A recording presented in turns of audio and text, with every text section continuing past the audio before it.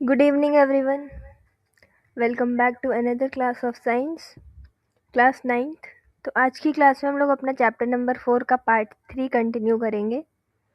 Part 1 part 2 already हो चुका है, जिसमें हमने डिस्टेंस, डिस्प्लेसमेंट, एवरेज वेलोसिटी और एवरेज एक्सेलरेशन के बारे में डिस्कस किया था। आज पार्ट 3 में हम लोग ग्राफिकल रिप्रेजेंटेशन ऑफ मोशन से स्टार्ट करेंगे।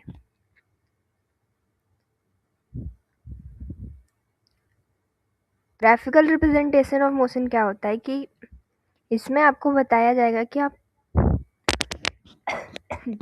एक्सक्यूज मी, इसमें हम लोग सीखेंगे कि हम लोग ग्राफ का यूज़ करके पोजीशन, वेलोसिटी और एक्सेलरेशन को टाइम के साथ हम लोग कैसे रिप्रेजेंट कर सकते हैं।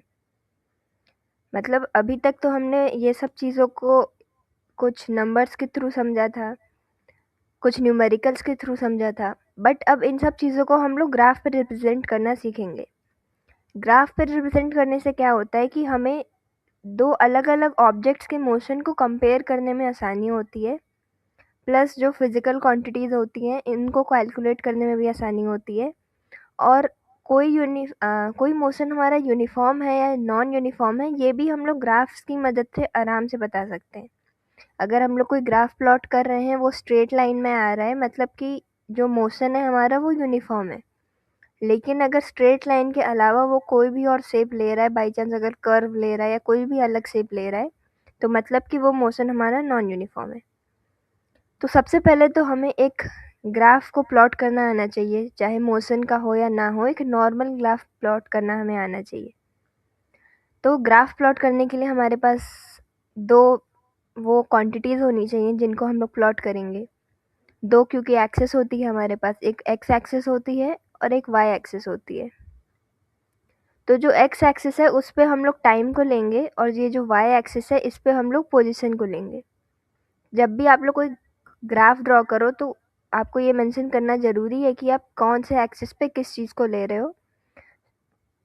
साथ ही ब्रैकेट में उसका यूनिट भी लिखना ज़रूरी होता है। तो यहाँ हमें कुछ positions of vehicles at different instants of example दिया हुआ है, तो इसी का एग्जाम्पल लेके हम लोग एक ग्राफ को प्लॉट करना सीखेंगे। तो हमें टाइम इंस्टेंट्स क्या क्या दिए हुए हैं, 0 सेकेंड्स दिया है, 1 2 3 4 5 6 तक दिया हुआ है।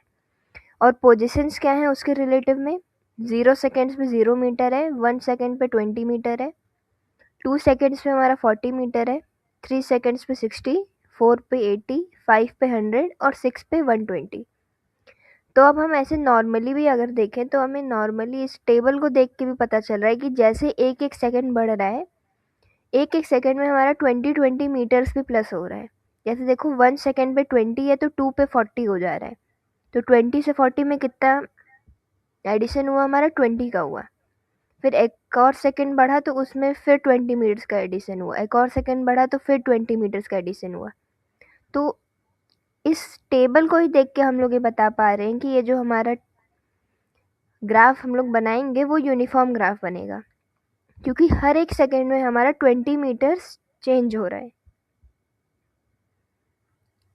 तो सबसे पहले जब ग्राफ ड्रॉ करना होता है, आपने ग्राफ शीट्स देखी होगी, सबसे पहले एक्स और वाई एक्सिस बनाओ, उसके बाद मेंशन करो आप लोग एक्स एक्सिस पे क्या ले रहे हो, वाई एक्सिस पे क्या ले रहे हो।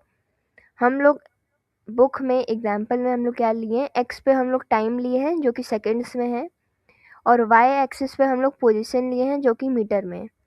उसके बाद हमें एक प्रॉपर स्केल चूज़ करनी होगी जिससे हम लोग इन सब नंबर्स को मेंशन करेंगे।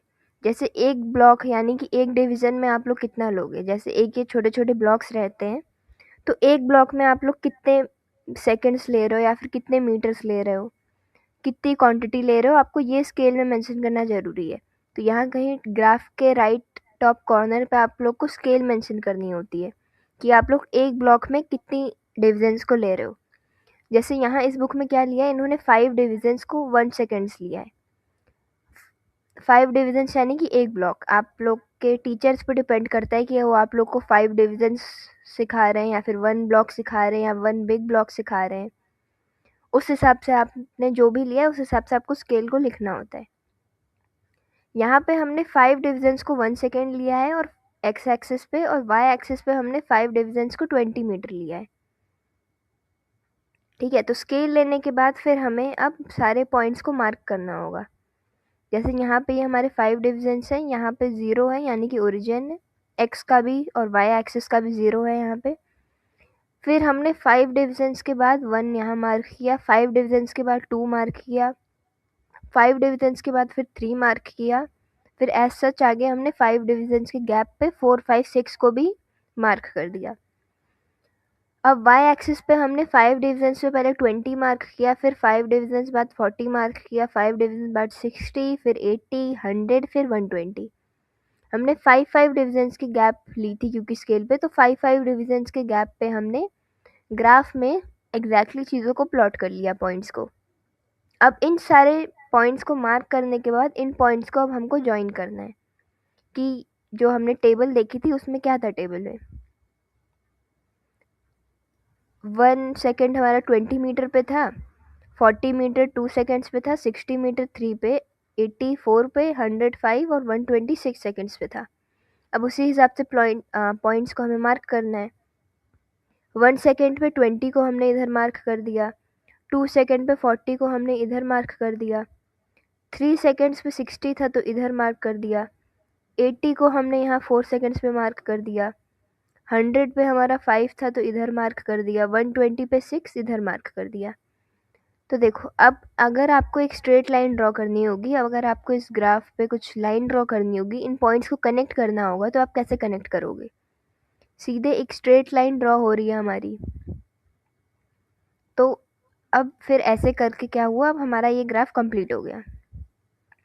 ग्राफ बनाने के लिए सबसे पहले तो अपने एक्स और वाई एक्सिस बनाना होता है, उनको लेबल करना होता है, फिर एक सूटेबल स्केल आपको डिटरमाइन करनी होती है। उसके बाद जो पॉइंट्स आपने लिए हैं उनको मार्क करो, फिर पॉइंट्स को जॉइन करो और इन पॉइंट्स को आप लोग सबसे बेस्ट तरीके से आपस में कनेक्ट करो। यानी कि जो पॉइंट सबसे ज़्यादा ऐसे आपको कनेक्ट करना है कि ज़्यादा से ज़्यादा पॉइंट्स आपके एक लाइन में कनेक्ट हो जाएं। यहाँ क्योंकि हमारा ये यूनिफॉर्म मोशन था तो आराम से एक स्ट्रेट लाइन में हमारे सारे पॉइंट्स कनेक्ट हो गए। तो देखिए एकदम स्ट्रेट लाइन आ रही है, यानी कि जो हमारा ये मोशन है ये यूनिफॉर्म मोशन है। अब हम लोग ग्राफ प्लॉट करना सीख गए हैं। अब देखते हैं एक्चुअली कौन कौन से टाइप के हमें ग्राफ्स देखने को मिलेंगे। जो सबसे पहला ग्राफ होता है हमारा वो होता है पोजीशन टाइम ग्राफ। आप लोग दो ग्राफ सीखोगे, पहला तो है पोजीशन टाइम ग्राफ और दूसरा है वेलोसिटी टाइम ग्राफ। सबसे पहले पोजीशन टाइम ग्राफ को देखते हैं। तो नाम से ही पता चल रहा है ये ग्राफ हमें बताता है कि एक ऑब्जेक्ट की पोजीशन टाइम के साथ कैसे चेंज हो रही है। यानी अगर 1 सेकेंड पे ऑब्जेक्ट की पोजीशन कितने मीटर पे है, 2 सेकेंड्स पे कहाँ है, 5 सेकेंड्स पे कहाँ है, 3 पे कहाँ है, 4 पे कहाँ है, ये हमें पोजीशन टाइम ग्राफ बताएगा। तो ये जो पोजीशन टाइम ग्राफ होता है ये एक्चुअली दो टाइप का हो सकता है। पहला तो है स्ट्रेट लाइन ग्राफ और दूसरा है कर्व ग्राफ। तो जब ये हमारा position time graph straight line होता है, जैसे कि आपको यहाँ इस वाले फ़ोटो में दिख रहा है, इस वाले ग्राफ में, तो इसका ये मतलब होता है कि जो आपका ऑब्जेक्ट था ना उसने इक्वल डिस्टेंसेस को इक्वल इंटरवल्स ऑफ टाइम्स पे कवर किया। जैसे कि यहाँ अगर हम एक्स और वाई एक्सिस को रीड करें तो हमें दिखेगा कि 1 सेकेंड, इसने इस वाले एग्जांपल में क्या है, हर एक 1 सेकेंड में हमारे इस ऑब्जेक्ट ने 20 मीटर्स को कवर किया है। देखो पहला सेकेंड यहाँ पे है तो 20 मीटर्स है, दूसरे सेकेंड में कितनी डिस्टेंस है, 40 मीटर्स है, 3 सेकेंड्स पे 60 मीटर्स की डिस्टेंस है, 4 सेकेंड्स पे हमारी 80 मीटर्स की है, 5 पे 100 है और 6 पे 120 है। अभी जो ऊपर हम लोग ने ग्राफ बनाया सेम ग्राफ है ये। तो इस ग्राफ को देख के, इसकी रीडिंग्स, इसके पॉइंट्स को पढ़ के हमें समझ आ रहा है कि इक्वल इंटरवल्स ऑफ टाइम्स पे इक्वल डिस्टेंस कवर हुई है। यानी कि जो ऑब्जेक्ट की वेलोसिटी है वो कांस्टेंट है, यानी कि एक यूनिफॉर्म मोशन परफॉर्म हो रहा है। तो ऐसे केसेस में हमारा जो ग्राफ होता है वो स्ट्रेट लाइन ग्राफ होता है। यानी कि अगर आपको कहीं भी पोजीशन टाइम ग्राफ दिखे, उसमें आपको स्ट्रेट लाइन दिख रही है, मतलब आप दो चीज़ें आराम से उससे कॉन्क्लूड कर सकते हो। पहली चीज़ तो ये कि वो ऑब्जेक्ट कांस्टेंट वेलोसिटी पे है और दूसरा उसने इक्वल डिस्प्लेसमेंट किया है in equal intervals of times. अब सेकंड वाला केस देखते हैं, यानी कि जब ग्राफ हमारा कर्व्ड हो। तो एक कर्व्ड ग्राफ का ये मतलब होता है कि जो वेलोसिटी है उस ऑब्जेक्ट की वो चेंज हो रही है, यानी कि उस ऑब्जेक्ट ने इक्वल इंटरवल्स ऑफ टाइम्स पे इक्वल डिस्टेंस को ट्रैवल नहीं किया है। और इस टाइप का जो मोशन होता है ना, इसको हम लोग नॉन यूनिफॉर्म बोलते हैं।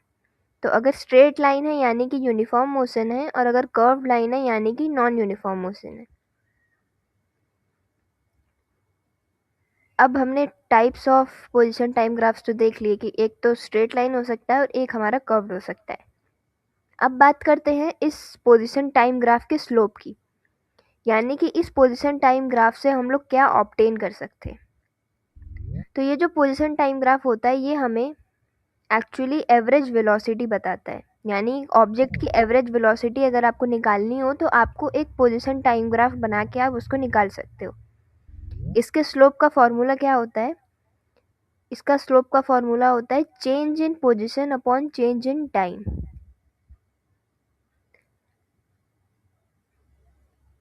Change in position upon change in time. तो पोजीशन में जो चेंज आ रहा है और टाइम इंटरवल हमारा जितना है, यानी कि फाइनल माइनस इनिशियल और फाइनल माइनस इनिशियल, वो हमें एवरेज वेलोसिटी बता देगा। जैसे कि यहाँ हमें एग्जांपल दिया हुआ है, देखो। तो स्लोप का फॉर्मूला क्या था हमारा? Change in position upon change in time, जिसको हम लोग ऐसे भी लिख सकते हैं। यहाँ पे अगर लिखूँ स्लोप है, एस मतलब स्लोप, तो S2 minus S1 upon T2 minus T1, जिसमें ये हमारा S2 T2 हमारा फाइनल टाइम और वो है पोजीशन, और S1 T1 हमारा इनिशियल वाला है। तो देखो, ये सबसे पहले यहाँ T1 देखते हैं। T1 पहले कितना था? इनिशियल टाइम कितना था? 2 था। फाइनल टाइम कितना हो गया? 4 हो गया। पोजीशन कितनी थी इनिशियल? पहले हमारी 40 मीटर्स थी, फिर फाइनल पोजीशन कितनी हो गई हमारी? 80 मीटर्स हो गई। अब इसको अगर हम लोग इसमें इस फॉर्मूले में पुट करें इन सब चीज़ों को, जो हमारी ये नंबर्स हैं, तो क्या आ जाएगा? S2 कितना है हमारा? S2 है हमारा 80। फिर S1 कितना है? S1 है हमारा 40। फिर T2 कितना है? T2 है 4 माइनस T1 है हमारा 2। तो फिर हमारी एवरेज वेलोसिटी कितनी आ जाएगी? 40/2।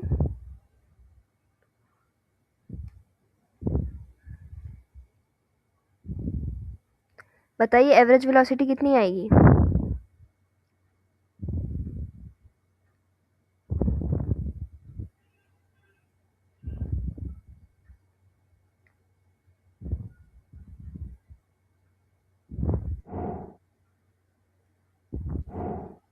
हाँ, एवरेज वेलोसिटी आ जाएगी हमारी 20। 20 क्या आएगी? 20 मीटर्स आएगी, 20 सेकेंड्स आएगी, 20 मीटर्स पर सेकेंड आएगी।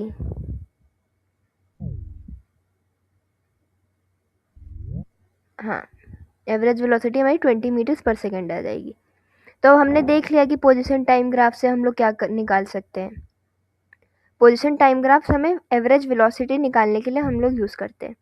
अब एक और चीज़ इसमें ये आती है कि जितना स्टीप हमारा ग्राफ रहेगा उतना ज़्यादा हमारा वेलोसिटी रहेगा। मतलब कि मान लीजिए अगर ये ऐसे हमारा ग्राफ है, तो जितना इसमें स्टीपनेस रहेगी ना, उतना ज़्यादा इसकी ग्रेटर वेलोसिटी होगी। अगर ग्राफ हमारा, मान लो आपके पास दो ग्राफ है, एक ऐसा ग्राफ है और एक थोड़ा ऐसा सा ग्राफ है, तो वेलोसिटी किसकी ज़्यादा होगी? इस वाले की ज़्यादा होगी, क्योंकि ये ज़्यादा स्टीप है। तो जितना ज़्यादा स्टीप हमारा ग्राफ रहेगा उतनी ज़्यादा वेलोसिटी रहेगी पोजीशन टाइम ग्राफ में। देखो, अगर कभी कभार क्या होता है, हमने अभी दो केस पढ़े कि या तो एक तो स्ट्रेट लाइन हो सकती है या तो कर्व लाइन, लेकिन कभी कभार ना आपको ऐसी लाइन भी देखने को मिल सकती है, एकदम हॉरिजॉन्टल लाइन। ऐसी एकदम स्ट्रेट हॉरिजॉन्टल लाइन का पता है क्या मतलब होता है? अगर आपके पोजीशन टाइम ग्राफ में आपको ऐसी स्ट्रेट हॉरिजॉन्टल लाइन मिल जाए, तो इसका मतलब ये है कि जो पोजीशन है वो टाइम के साथ चेंज ही नहीं हो रही है, यानी कि हमारा जो ऑब्जेक्ट है वो रेस्ट पे है। तो अब हमें तीन केसेस पता चल गए पोजीशन टाइम ग्राफ के। पहला, अगर जब वो यूनिफॉर्म मोशन परफॉर्म कर रहा है तो ग्राफ स्ट्रेट लाइन होगा। अगर नॉन यूनिफॉर्म मोशन परफॉर्म कर रहा है तो कर्व्ड होगा। लेकिन अगर वो कोई मोशन ही परफॉर्म नहीं कर रहा है, वो रेस्ट पे है, तो फिर हमारा ग्राफ ऐसे एक हॉरिजॉन्टल स्ट्रेट लाइन होगा। ठीक है, तो पहला ये इस टाइप का, दूसरा ये, और थर्ड हमारा इस टाइप का पोजीशन टाइम ग्राफ होता है। अगर आपको कंपेयर करने हो दो ऑब्जेक्ट्स को, जैसे मान लो यहाँ पे दिया हुआ है ये, कि आपको दो ऑब्जेक्ट्स का मोशन दिया हो और आपको कंपेयर करना है कि किसकी वेलोसिटी ज़्यादा है, तो जिस ग्राफ का जो स्लोप है, जिसकी लाइन जो स्टीपर है, उसकी ज़्यादा वेलोसिटी होगी, और जिसका जो स्लोप है वो स्टीप कम है, उसकी वेलोसिटी कम होगी। अब बताइए, इसमें बी में ज़्यादा वेलोसिटी है कि ए में ज़्यादा वेलोसिटी है?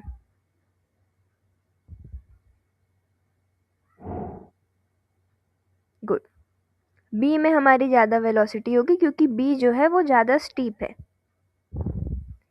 तो अगर पोजीशन टाइम ग्राफ का एकदम मतलब क्विक रिवीजन करें तो हमें 4 चीज़ों के बारे में पता चला। पहला तो ये, अगर position time graph straight line है यानी कि यूनिफॉर्म मोशन है, यानी कि वेलोसिटी कांस्टेंट है। अगर हमारा पोजीशन टाइम ग्राफ कर्व्ड है तो यानी कि नॉन यूनिफॉर्म मोशन हो रहा है, यानी कि वेलोसिटी विद टाइम चेंज हो रही है। थर्ड हमें पता चला, अगर हॉरिजॉन्टल है हमारा ग्राफ, यानी कि ऐसा सा है हमारा ग्राफ पोजीशन टाइम ग्राफ, यानी कि ऑब्जेक्ट कोई मोशन परफॉर्म नहीं कर रहा है, वो रेस्ट पे है। पोजीशन टाइम ग्राफ का जो स्लोप है उसका फॉर्मूला भी हमें याद रखना है कि change in position upon change in time, और उसका इस मतलब पोजीशन टाइम ग्राफ का स्लोप हमें क्या बताता है, ये हमें एवरेज वेलोसिटी बताता है। प्लस इसका स्लोप जितना ज़्यादा स्टीप होगा उतनी ज़्यादा हमारी वेलोसिटी ज़्यादा होगी। जितनी ज़्यादा स्टीपनेस है स्लोप में उतनी ज़्यादा वेलोसिटी, जितनी कम स्टीपनेस है स्लोप में उतनी कम वेलोसिटी। ठीक है, अब बढ़ते हैं हम लोग अपने नेक्स्ट टाइप के ग्राफ में, जो कि है वेलोसिटी टाइम ग्राफ। तो ये जो वेलोसिटी टाइम ग्राफ है ये हमें बताता है कि एक ऑब्जेक्ट की वेलोसिटी टाइम के साथ कैसे चेंज होती है। एकदम पोजीशन टाइम ग्राफ जैसा ही नाम है इसका। पोजीशन टाइम ग्राफ में बस पोजीशन था वेलोसिटी की जगह, तो बस वही सेम कंसेप्ट है। पोजीशन टाइम ग्राफ में हमें पता चल रहा था ऑब्जेक्ट की position with respect to time कैसे चेंज हो रही है। इस वाले ग्राफ में हमें पता चलेगा ऑब्जेक्ट की velocity with respect to time कैसे चेंज हो रही है। इसको प्लॉट करने का भी सेम तरीका है जैसा हमने अभी ऊपर पोजीशन टाइम ग्राफ का किया था, कि एक्स और वाई एक्सिस होगी, फिर आपको पॉइंट्स को मार्क करना होगा, फिर उनको कनेक्ट करना होगा। सेम कंसेप्ट इधर भी है। अब आते हैं इसके केसेस में, कि मतलब कितने टाइप के केसेस हो सकते हैं हमारे वेलोसिटी टाइम ग्राफ के। तो वेलोसिटी टाइम ग्राफ के एक्चुअली 3 केसेस हो सकते हैं। पहला है हमारा कांस्टेंट वेलोसिटी वाला, यानी कि एक ऑब्जेक्ट अगर कांस्टेंट वेलोसिटी पे मूव कर रहा है अगर, तो जो हमारा ये ग्राफ बनेगा ना, वो हॉरिजॉन्टल स्ट्रेट लाइन बनेगा। यानी कि ऐसे स्ट्रेट लाइन जाएगी जैसा आपको यहाँ इस फोटो में दिख रहा है। देखो, पोजीशन टाइम ग्राफ के साथ कंफ्यूज नहीं होना है। पोजीशन वाले में जब स्ट्रेट लाइन तब थी जब रेस्ट पे था, बट वेलोसिटी वाले में स्ट्रेट लाइन हमारी ऐसे हॉरिजॉन्टल स्ट्रेट लाइन तब है जब हमारी वेलोसिटी कांस्टेंट है। सोचो, जब कांस्टेंट वेलोसिटी होगी तो ग्राफ हमारा ऊपर नहीं जाएगा, ना ही हमारा कर्व हो सकता है, क्योंकि ये तो अगर ऊपर जा रहा है और अगर कर्व्ड होगा तो हमें पता चलेगा कि चीज़ें तो बढ़ रही हैं। वेलोसिटी कांस्टेंट है। यहाँ देखो, यहाँ एक्स एक्सिस पे क्या है, टाइम है, वाई एक्सिस पे क्या है, वेलोसिटी है। तो अगर वेलोसिटी चेंज नहीं हो रही है, यानी वेलोसिटी कांस्टेंट है। वेलोसिटी कांस्टेंट का क्या मतलब है, वेलोसिटी चेंज नहीं हो रही है। तो वेलोसिटी ना चेंज होने को हम लोग ग्राफ पे कैसे डिपिक्ट कर सकते हैं? ऐसे एक हॉरिजॉन्टल स्ट्रेट लाइन अगर हम लोग डिपिक्ट कर देंगे तो हो जाएगा ना कि ये जो 20 वेलोसिटी है वही चल रही है, ना इससे ज़्यादा हो रहा है ना इससे घट रहा है। अगर मान लो हमें कांस्टेंट वेलोसिटी दिखानी होती, हम लोग ऐसे स्ट्रेट लाइन दिखा देते, तो ये तो गलत हो जाता। क्योंकि देखो, 1 सेकेंड पे 5 हो रहा है, 2 पे फिर 10 हो रहा है, 3 पे 15 हो रहा है। वेलोसिटी तो ऐसे बढ़ रही है, कांस्टेंट कहाँ रह रही है वेलोसिटी। सेम विथ हमारा कर्व लाइन होता। अगर कर्व लाइन दिखा देते तो देखो, 1 पे 5 हो रहा है, फिर 3 पे हमारा 10 हो रहा है, ऐसे वेलोसिटी चेंज आ रहा है। अगर कॉन्स्ट आप खुद सोचो, आपको कांस्टेंट वेलोसिटी डिपिक्ट करनी है तो आप लोग इस ग्राफ में कैसे डिपिक्ट करते? स्ट्रेट लाइन और कर्व लाइन से तो हो नहीं पाता। तो सिंपल तरीका है कि हॉरिजॉन्टल लाइन ऐसे ड्रॉ कर दो, तो क्या इससे पता चल रहा है कि पूरे जितना भी टाइम इंटरवल है, चाहे 1 हो, 2 हो, 3 हो, 4 हो, 5 हो, 6 हो, सब पे हमारी वेलोसिटी कितनी है, 20 ही चल रही है, क्योंकि जो स्लोप है वो सिर्फ 20 पे ही है। ठीक है, क्योंकि वेलोसिटी कांस्टेंट है तो एक्सेलरेशन भी ज़ीरो रहेगा, क्योंकि एक्सेलरेशन हमारा क्या होता है, चेंज इन वेलोसिटी होता है। जब वेलोसिटी में चेंज ही नहीं हो रहा है तो एक्सेलरेशन कितना हो जाएगा, ज़ीरो हो जाएगा। तो कांस्टेंट वेलोसिटी पे एक हॉरिजॉन्टल स्ट्रेट लाइन रहती है हमारे ग्राफ पे। अब दूसरा केस देखते हैं हमारा इंक्रीजिंग वेलोसिटी का, यानी कि विद टाइम वेलोसिटी हमारी बढ़ती जा रही है। तो ऑब्वियस सी बात है, वेलोसिटी बढ़ रही है तो ऊपर की ओर जाएगी, नीचे की ओर तो आएगी नहीं, ना ही कर्व लाइन जाएगी। तो वेलोसिटी जब बढ़ती है तो हम लोग वेलोसिटी टाइम ग्राफ में एक स्ट्रेट लाइन आती है हमारी स्लोप, जैसा आपको इधर दिख रहा है। और जो ये वेलोसिटी होती है ना, वो हमारी यूनिफॉर्मली इंक्रीज होती है। और इसमें क्या होता है, जो ऑब्वियस सी बात है, वेलोसिटी इंक्रीज हो रही है तो एक्सेलरेशन हमारा पॉजिटिव आएगा। एक्सेलरेशन भी हमें कुछ शो करेगा, ज़ीरो नहीं आएगा। एक्सेलरेशन हमारा कांस्टेंट आएगा, in the direction of velocity आएगा और पॉजिटिव आएगा। जैसे कि देखो यहाँ 10 सेकेंड्स पे वेलोसिटी कितनी है, 5 है। 15 पे 7.5 है। 20 सेकेंड्स पे 10 है। 25 सेकेंड्स पे हमारी 12.5 है। फिर 30 सेकेंड्स पे 15 है। ठीक है, तो आपको ये याद रखना है कि जब वेलोसिटी इंक्रीज होती है ना, तो वो कांस्टेंट एक्सेलरेशन के साथ ही इंक्रीज होती है। वेलोसिटी इंक्रीज हो रही है ना, तो यूनिफॉर्मली ही इंक्रीज होगी और एक्सेलरेशन हमारी कांस्टेंट और पॉजिटिव आएगी। थर्ड केस है हमारा डिक्रीजिंग वेलोसिटी का, यानी विथ टाइम हमारी जो वेलोसिटी है वो कम हो रही है, यानी कि स्पीड कम होती जा रही है। तो डिक्रीज आपको दिखाना होगा तो कैसे दिखाओगे, लाइन जो है नीचे की ओर जाएगी। तो इस थर्ड वाले केस में क्या होता है ना, हमारी वेलोसिटी डिक्रीज होती है क्योंकि यूनिफॉर्मली, तो जो स्लोप है ना वो नीचे की ओर जाता है। और जो एक्सेलरेशन है वो कांस्टेंट तो रहता है लेकिन नेगेटिव में रहता है, यानी कि ऑपोजिट रहता है डायरेक्शन ऑफ वेलोसिटी के। और नेगेटिव एक्सेलरेशन को क्या बोलते हैं, रिटार्डेशन बोलते हैं। तो जब वेलोसिटी डिक्रीज होती है तब हमारी एक्सेलरेशन जो है वो रिटार्डेशन हो जाती है, यानी कि नेगेटिव हो जाती है। कांस्टेंट रहेगी एक्सेलरेशन, बट कॉन्स्टेंटली वो क्या होगी, डिक्रीज होती जाएगी। सेकंड वाले केस में कॉन्स्टेंटली इंक्रीज हो रही है, थर्ड वाले केस में कॉन्स्टेंटली डिक्रीज हो रही है। तो एक बार फिर से अगर तीनों का रिकैप करें तो वेलोसिटी टाइम ग्राफ तीन टाइप्स में हो सकता है।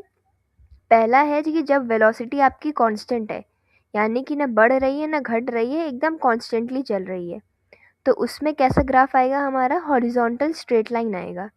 और इस केस में एक्सेलरेशन हमारी ज़ीरो होगी।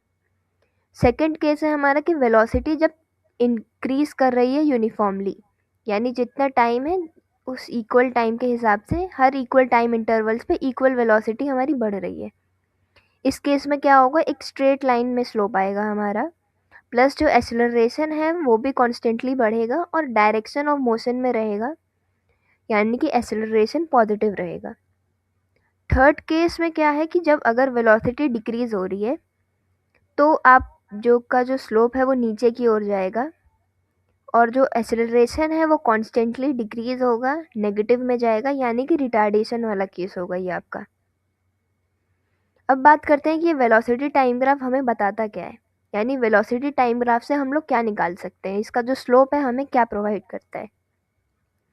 तो वेलोसिटी टाइम ग्राफ से हम लोग एक्सेलरेशन को निकालते हैं, पोजीशन टाइम ग्राफ से हम लोग वेलोसिटी निकाल रहे हैं और वेलोसिटी टाइम ग्राफ से हम लोग एक्सेलरेशन निकाल रहे हैं।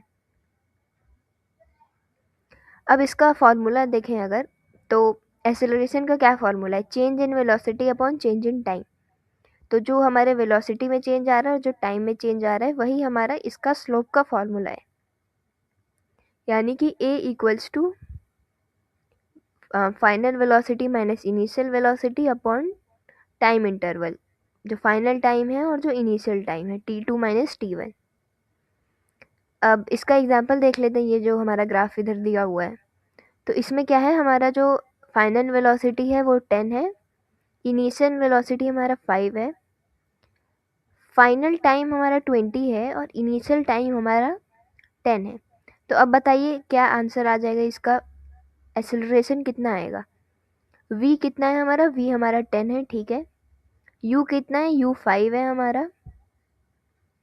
v यानी कि फाइनल वेलोसिटी होता है और u यानी इनिशियल वेलोसिटी होता है। आपको इन सब के ये जो छोटे शॉर्ट फॉर्म्स हैं उनको भी याद रखना होगा, क्योंकि फॉर्मूला वगैरह में आप इसी को यूज़ करोगे।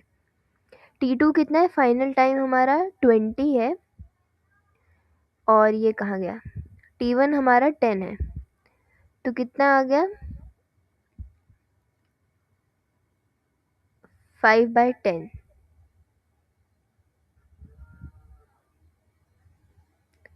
तो अब हमारी एक्सेलरेशन कितनी आई,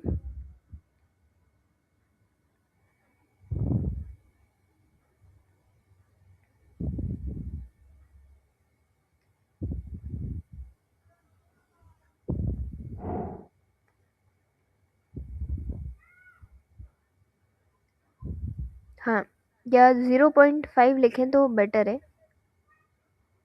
ठीक है। हाँ, और यूनिट भी साथ साथ लिखना है। यूनिट क्या आएगा, 0.5 मीटर पर सेकेंड स्क्वायर। वेलोसिटी मीटर पर सेकेंड रहता है, एक्सेलरेशन मीटर पर सेकेंड स्क्वायर रहता है। अब अगर चीज़ों को थोड़ा रिकैप करें, तो अगर वेलोसिटी हमारी कांस्टेंट रहती है तो ज़ीरो एक्सेलरेशन में रहती है। वेलोसिटी अगर बढ़ रही होती है तो पॉजिटिव एक्सेलरेशन रहती है। वेलोसिटी घट रही रहती है तो नेगेटिव एक्सेलरेशन होती है। अब नेक्स्ट हमारा आता है area under a velocity time graph. मतलब आप एरिया भी निकाल सकते हो थोड़ा वेलोसिटी टाइम ग्राफ का यूज़ करके, और ये आपके इस वेलोसिटी टाइम ग्राफ से सबसे इम्पॉर्टेंट पार्ट है। मतलब इसी से सबसे ज़्यादा चीज़ें पूछी जा सकती हैं। ये जो पोजीशन टाइम ग्राफ था उससे तो हम लोग सिर्फ वेलोसिटी निकाल सकते थे, कि लेकिन ये वेलोसिटी टाइम ग्राफ से ना हम लोग दो चीज़ों को निकाल सकते हैं। पहला तो अभी एक्सेलरेशन निकालना हमने सीख लिया, प्लस हम लोग इस वेलोसिटी टाइम ग्राफ से डिस्प्लेसमेंट को भी निकाल सकते हैं।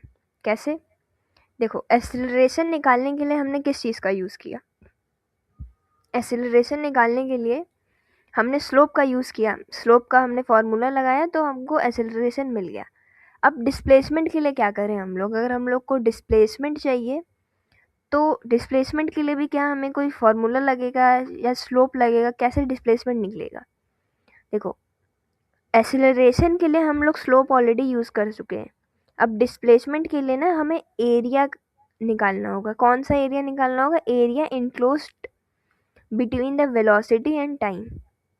यानी कि जो आपका ग्राफ है उसका जो एरिया है उसको आप अगर निकाल लो तो आपको डिस्प्लेसमेंट मिल जाएगा।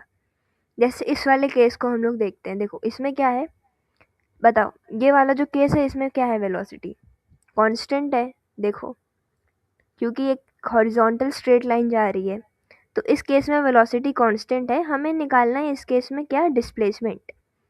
तो पहले देखो ये फिगर क्या बन रहा है हमारा। ये जो एरिया है, जैसे देख लो, यहाँ तक हमारा ऐसे जा रहा है और यहाँ 0 से स्टार्ट हो रहा है और 0 से 6 तक। तो आप देखो तो ये क्या डायग्राम बन रहा है, ये कौन सा फिगर बन रहा है, ये तो एक रेक्टेंगल बन गया। ये देखो, ये पूरा एरिया जो है हमें इसका डिस्प्लेसमेंट निकालना है, इतने पूरे एरिया का। तो ये जो एरिया बन रहा है ये हमें पहले देखना होगा एरिया का शेप कौन सा, तभी उस हिसाब से हम लोग फार्मूला लगा के तब चीज़ों को फाइंड आउट कर पाएंगे। तो एरिया तो हमें सबसे पहले देखना होगा। एरिया हमने देख लिया, एरिया क्या है हमारा, मतलब जो ये डायग्राम है ये क्या है हमारा, रेक्टेंगल है। तो यानी कि हमें रेक्टेंगल के एरिया का फार्मूला लगाना होगा। तो रेक्टेंगल का एरिया आपको पता होना चाहिए, क्या रेक्टेंगल का वो फार्मूला लगाएंगे। तो देखो, इस वाले केस में क्या होगा, हम पहले तो रेक्टेंगल को एक नाम दे देंगे हमारा। जैसे यहाँ ओ कर दिया, यहाँ ए कर दिया, यहाँ बी कर दिया, यहाँ सी कर दिया। फिर आप लोग लिखोगे area of rectangle O A B C, यानी कि आपको डिस्प्लेसमेंट मिलेगा। डिस्प्लेसमेंट ही निकाल रहे हैं ना हम लोग, तो आपको एक एक चीज़ को, एक एक लाइन को ऐसे मेंशन करना होगा। उसके बाद डिस्प्लेसमेंट क्या आएगी हमारी, velocity into time. Velocity time graph है तो आप वेलोसिटी को टाइम के साथ मल्टीप्लाई करोगे।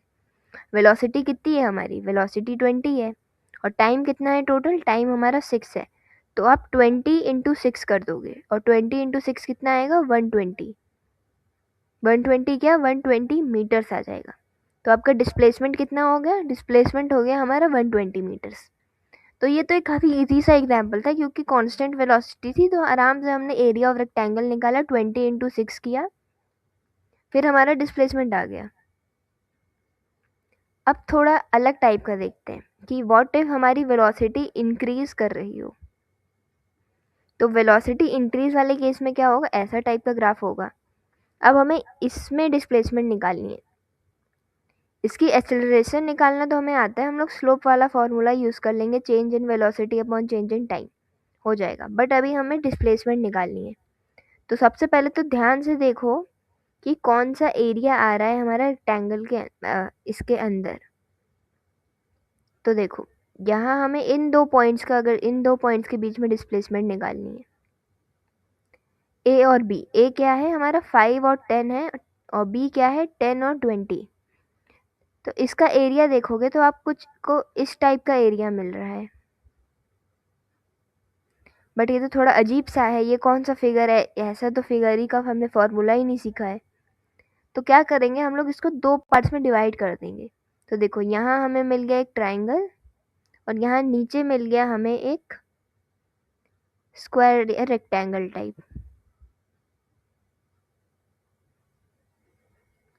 आप पूरा इसका ऐसे थोड़ी निकाल पाओगे। ये कौन सा फिगर होता है? ये तो कोई फिगर ही नहीं है। तो हम लोग इसको ऐसे करके डिवाइड कर देंगे, जैसे कि ऊपर हमें एक ट्राइंगल मिल जाए और नीचे हमारे पास एक रेक्टेंगल मिल जाए। फिर हम इस ट्राइंगल का अलग से एरिया निकालेंगे, इस नीचे वाले रेक्टेंगल का अलग से एरिया निकालेंगे, फिर बाद में हम लोग इसको प्लस कर देंगे। तो देखो, आपको इसके लिए ना ट्राइंगल का फॉर्मूला थोड़ा याद करना पड़ेगा। ट्राइंगल का क्या फॉर्मूला है हमारा? 1/2 इंटू साइड इंटू साइड, ये फॉर्मूला होता है ना। और रेक्टेंगल का तो पता ही है आपको। तो बस पहले ट्राइंगल का निकालो, फिर रेक्टेंगल का निकालो, फिर दोनों को प्लस कर दो। तो जब आप ट्राइंगल का एरिया निकालोगे तो क्या आएगा? हमारा ट्राइंगल का एरिया हमारा आएगा 25। कैसे? देखो, 1/2 हमने पहले तो लगा दिया। उसके बाद एक साइड देखो, एक साइड कितनी है? 20 और 10 के बीच में कितनी डिस्टेंस हुई? 10 हुई।